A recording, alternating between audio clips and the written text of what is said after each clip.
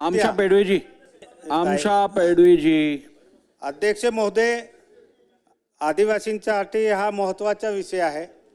माझ्या मंत्री महोदयांना हा विनंती राहील का जेव्हा DPTद्वारे आपण आदिवासींना जेही देतो हे 3 महिन्याने देतामुळे गरीब आदिवासी विद्यार्थी आहे त्या शाळामध्ये आल्यानंतर तो DPT मला भेटेल या आशावर जर 3 महिन्याने देणार तर तो त्या शाळामध्ये 100 किलोमीटर 90 किलोमीटर 80 किलोमीटरहून लांब विद्यार्थी त्या शाळामध्ये तो विद्यार्थी वसतिगृहामध्ये जातो आणि त्याला जर 3 महिन्याने जर त्याला DPT देत असेल तर तो विद्यार्थी खाणार काय, शिक्षण करणार का खाणार काय? गरीब विद्यार्थी त्या वसतिगृहामध्ये जातात आणि म्हणून 3 महिन्यानंतर जे DPT देता माझे तर मंत्री महोदयाला सरकारला विनंती आहे DPT रद्द करा, जे जुने प्रमाणे द्या जेणेकरून या DPTसाठी आम्ही शिक्षणाचा रस्ता कशाला बघायचं.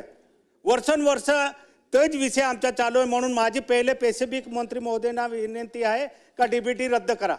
दुसरं, जे वसतिगृहामध्ये जे विद्यार्थी राहतात त्यांना जे किचन शेडमधून जे जेवण दिला, दडगाव अक्कलकोटचा विषय करतो मी, नंदुरबारमध्ये त्याच्या जेवण तयार होतो आणि 70 ते 80 किलोमीटरवर तो जेवण घेऊन जातात. तो जेवण हजारो मुलांच्या जेवण तयार असतो. त्या जेवणला सकाळी 4 वाजता तयार होतो का 5 वाजता तयार होतो, तो 2-3 वाजे त्या जेवण त्या विद्यार्थीपर्यंत जातो, तोपर्यंत वास मारतो. तर माझे मंत्री महोदयांना विनंती आहे का हे किचन शेड आहे बंद करा, जुनी पद्धतीने त्या विद्यार्थीला त्या चांगला ताजा जेवण भेटायला पाहिजे. हे माझे स्पेसिफिक प्रश्न आहे.